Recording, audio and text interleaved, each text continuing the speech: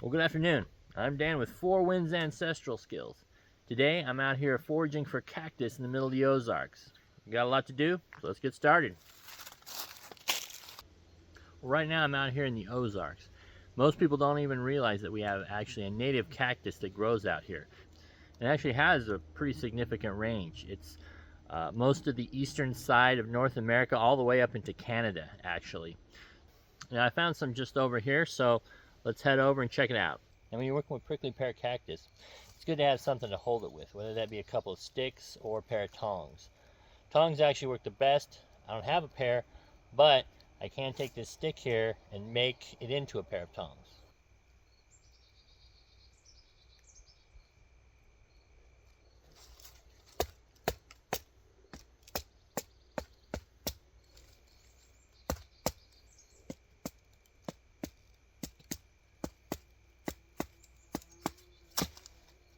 Alright, now that we have it split open,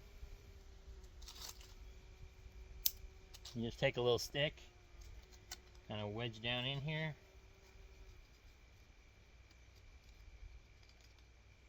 and there we go. A pair of serviceable tongs. Alright, here we go, prickly pear cactus. Now if you're familiar with the variety down in the southwest, that's usually a lot bigger. This variety here is a lot smaller, but same thing, you can prepare it the same way. It tastes pretty much the same. Now the pads are edible and the fruit is edible. We don't have any of the fruit on this plant right now, but we have several pads here. Normally you want to go for the younger pads, they taste the best.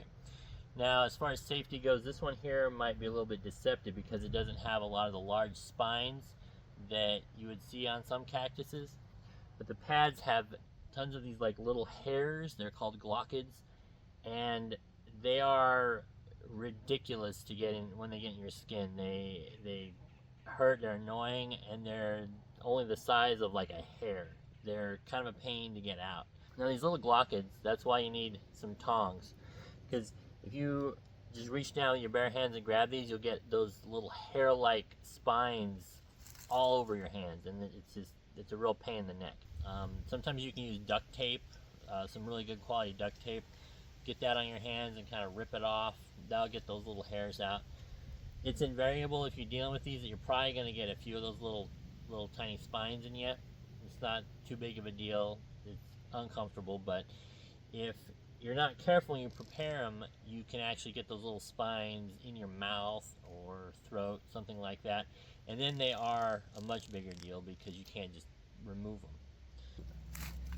These pads are pretty easy to harvest. You can pretty much just grab them and twist them off.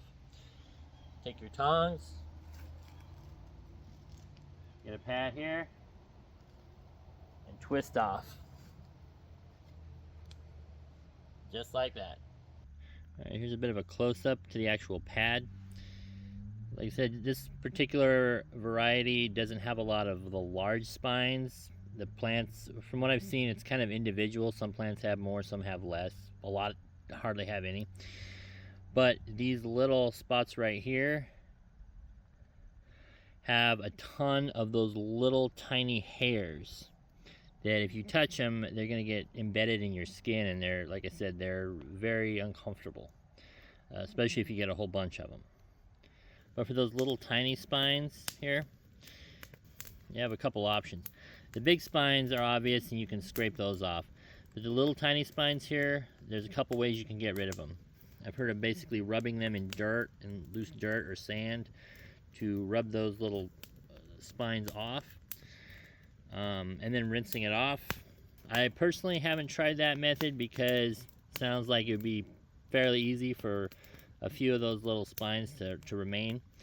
Another option is to take your knife or something sharp and scrape these little areas off. As you can see, there's the little hairs right there. You can kind of see them on the pad. But you can take your knife and scrape these little areas off, rinse them off, and get rid of all the little hairs that way. Or an alternative is if you have a flame, like I have a fire over here, or a blowtorch, any kind of flame, you can put this in the flame and these little hairs will actually burn off. So those are some options for you. Alright, the personal method that I generally use is to scrape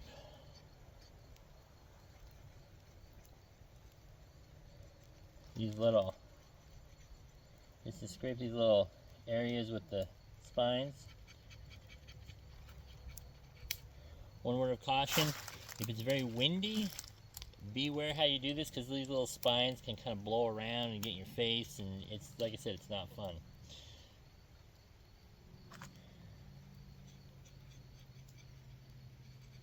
Alright, now I scraped off all the spots in the middle that have spines on them. I didn't go or do the ones around the edge because I actually prefer to cut the edges off. So I end up just cutting them off anyway, so there's no point in scraping them too.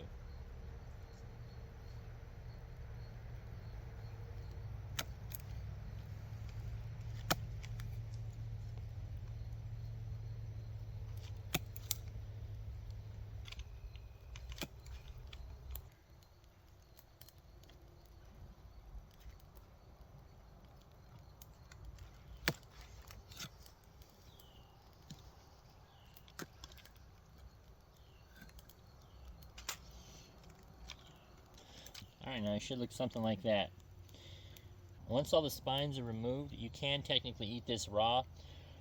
And right now there's still some loose spines floating around on it here. But if those spines were removed by washing or putting in the flame for a while, you can eat this more or less raw.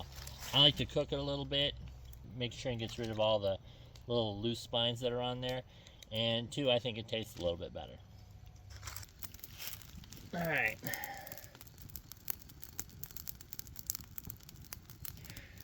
Now you can just throw this pad on there and cook it at the same time you're burning the spines off. But it is easy to overcook it, so you got to be careful.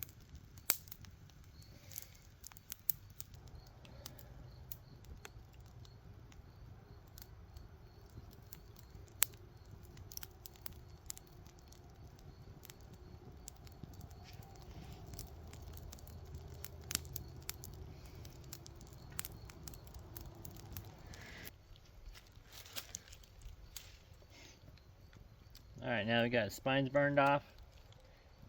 Put it right over here. Cook it on this hot rock.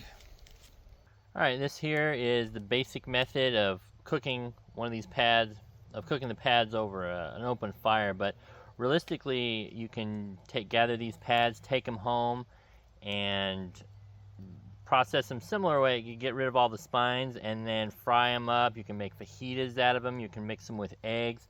There's a lot of different things you can do to kind of bring out the best flavor of these things.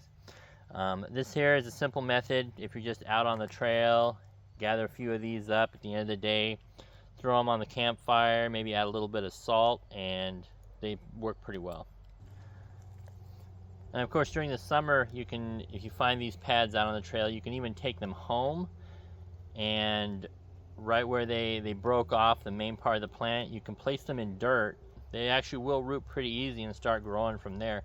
And then you can put these out in your garden or your backyard and have these prickly pears anytime you want. Everything's better with salt.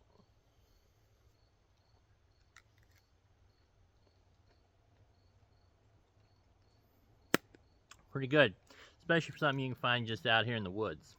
If you have any questions about anything we covered today, just drop them in the comments below, or you can email me, fourwindsancestral@gmail.com.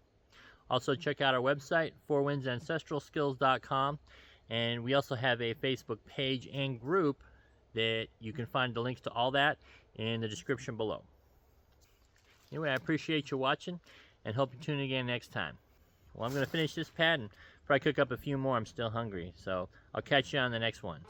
Anyway, I'm Dan with Four Winds Ancestral Skills, reminding you to get out there and make history. Take care.